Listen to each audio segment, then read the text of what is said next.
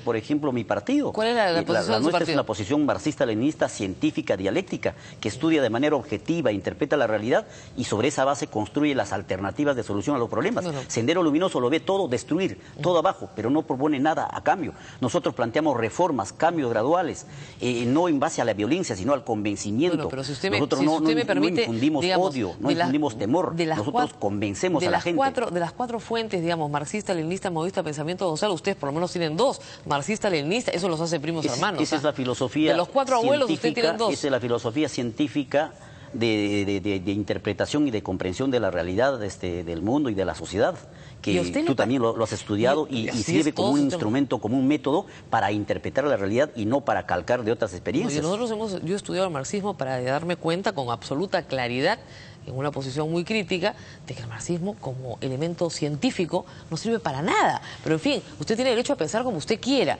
Lo que no tiene derecho a pensar lo que no tiene derecho a hacer es a imponer una ideología sobre todo el alumnado del Perú. Estamos en total acuerdo, Rosa María. Yo no puedo imponer, yo tengo que convencer, yo tengo que argumentar de manera coherente cuál es el fundamento de mi propuesta, de mi doctrina. ¿Ustedes utilizan el salón de clase para enseñar marxismo-leninismo? En absoluto. Nosotros no podemos ser tan irresponsables de tratar de, digamos, contrabandear con las materias, con las asignaturas, más aún cuando ahora está casi totalmente, digamos así, supervisado. Cada lección, cada unidad de aprendizaje se planifica y hay una supervisión constante por parte de los subdirectores de la modalidad y del nivel. Entonces, eso es bastante difícil hacer en las aulas ahora. De ahí hacia afuera, yo creo entre que es bastante el magisterio. Fácil, porque a un niño se le puede enseñar historia desde el punto de vista marxista-leninista claramente, ¿no? Y darle una lectura completamente distinta a la que le haría... desde el punto de vista marxista-leninista que sería el enfoque objetivo de la realidad. ¿Por qué? Porque decirle la historia que, por ejemplo, solamente Pizarro construyó la Ciudad de los Reyes es mentirle. Yo tendría que decirle desde el punto de vista científico, objetivo y dialéctico de que Lima fue construido por miles de trabajadores, por miles de obreros y también por quienes obviamente dirigieron esta fundación de la ciudad y dirigieron, digamos así, esta ciudad, ¿no? Entonces no es solamente una concepción subjetiva. ¿Tener un enfoque marxista-leninista no le parece completamente anacrónico en el siglo XXI? Es una concepción la más integral, la más armónica de entender el mundo, que sirve como un método de abordamiento de la realidad y no como una especie de una cuadrícula que hay que forzar y aplicarla a como dé lugar. O sea, la realidad es más viva que los textos, que los libros, que fueron escritos seguramente en el 19, en el 20, pero que la realidad cambiante nos obliga a tomar como referencia, como método, para recrearlo a la realidad viva que estamos viviendo. ¿No se da cuenta que en su respuesta, al demostrar le voy a decir una palabra fea, fanatismo por una ideología que lo explica todo y que es perfecta y que es objetiva, está probando justamente lo que se le quería imputar? Que tienen una posición fanática y totalitaria, ideologizada. No estoy diciendo que esa ideología es infalible, que esa teoría es totalmente infalible. Lo que fue para el siglo XIX... Es objetiva y científica. Y la ciencia también es cambiante. La ciencia es cambiante. Lo que fue el espacio para el siglo XIX ya no es la concepción o la tesis o la teoría de espacio en este tiempo. ¿Usted Rosa María cree que el poder nace del fusil? No, el poder nace del pueblo. El poder reside en el pueblo. ¿En elecciones democráticas? Y las elecciones democráticas son una forma de expresión de ese poder, de esa soberanía del pueblo. Bueno, ¿cuándo van a tener elecciones democráticas para elegir a la dirigencia del SUTEP? Ya los hay, hay en muchos niveles, inclusive en niveles regionales. Un maestro, un voto. Un maestro sindicalizado, un voto. Eso es lo propio del sindicato. Y un maestro, un asociado en la derrama magisterial, eso también lo va a haber. En nuestro periodo estamos avanzando en ese trabajo y créeme que en su votación momento universal y secreta. Esa es una metodología de expresión de la voluntad del maestro. Hay otras metodologías también directas en las que se puede expresar la voluntad del maestro. O sea, no pontifiquemos una forma. Ese día usted pierde la directiva. No, yo te cuento que hemos ganado en muchas regiones en elecciones universales. Te cuento el de Arequipa, hemos confrontado con los sectores discrepantes y las hemos ganado. En Tacna las hemos ganado a los sectores radicales. Entonces hay múltiples ejemplos que te puedo poner donde... Con supervisión de la OMPE me refiero, ¿no? También, con supervisión de la OMPE, votación universal y secreta. Es una institución que puede servir como garante de este proceso de introducción de un método más de expresión de la voluntad del magisterio. Finalmente, usted dice que está por salir en estos días un reglamento que es un reglamento importante, que es el reglamento de carrera pública. ¿Por qué ustedes prevén que va a ser, digamos, adverso a los intereses de los maestros? ¿Por qué usted, que dice que ustedes no son senderistas, que tienen una vocación de propuesta constructiva, cada vez que el Estado saca una norma sobre la educación peruana, ustedes son críticos de esa norma? Desde hace 30 años, o sea, no es novedad. Siempre, cada ley de magisterio ha causado una huelga nacional. No, le hemos dicho, esto es malo, pero esto es lo mejor. Hemos propuesto alternativa, nunca nos hemos quedado en la simple oposición. Yo tengo su proyecto educativo pedagógico.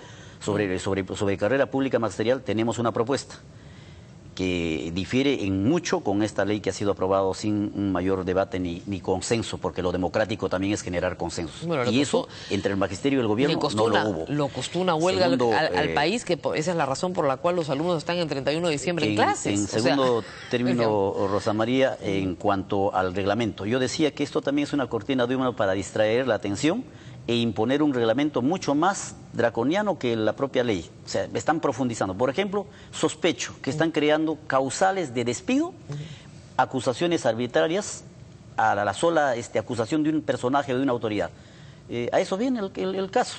Entonces, ¿sospecha? Definitivamente, en el contenido hay, sin previo proceso, sin haber comprobado debidamente en el proceso de investigación y administrativo, inclusive penal, que es la última instancia para ratificar si hay o no razón para una sanción. En la ley ya está contemplado el despido. Profesor, pero lamentablemente usted sabe perfectamente que hay profesores que se pasan años en procesos administrativos y que tienen tremendas acusaciones y siguen en clases. Pero eso no es estoy incluyendo violadores, acosadores sexuales de niñas. El año pasado han separado a 48 profesores, esa noticia ha salido hoy. Pero, sin embargo, los separan, los sacan del aula y después rotan y vuelven a entrar. Esa es la demostración de la incapacidad, de la insolvencia del sistema. No, estoy de acuerdo con usted. Y ese sistema no ha cambiado. Se sigue robando, se sigue coimeando en las narices del Ministerio de Educación. El viceministro de Gestión Institucional no se da cuenta que en sus narices están robando en las escuelas, están robando en las direcciones regionales. ¿Dónde están? Ahí está la denuncia. Llega a CADER. Y en CADER lo arreglan todo. En CADER prácticamente se pone el paño tibio y eso queda allí.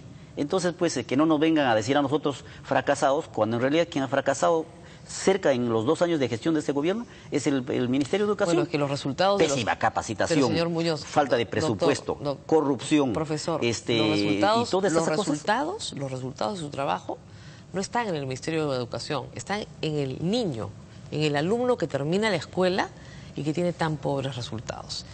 Y eso 20 minutos que hablamos de educación y no hemos hablado de los niños en ningún momento.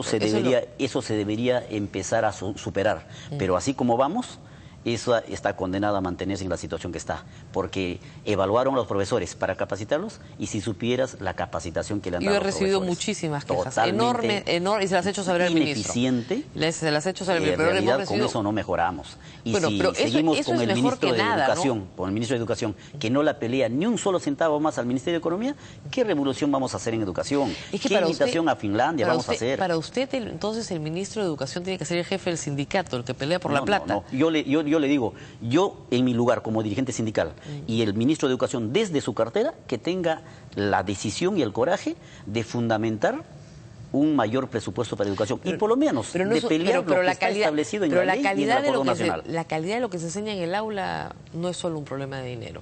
No es solo, definitivamente. Empieza hasta por la propia formación del magisterio y en esa materia poco se ha hecho.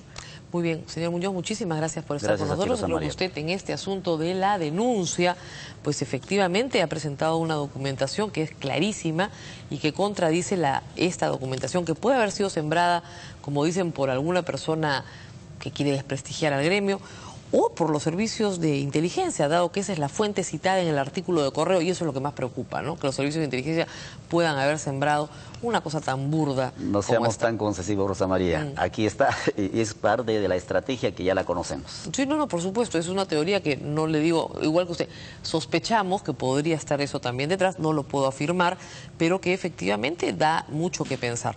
Pero en todo caso, es muy burdo lo que se ha presentado porque los documentos verdaderos han salido a la luz casi inmediatamente. Muchas gracias.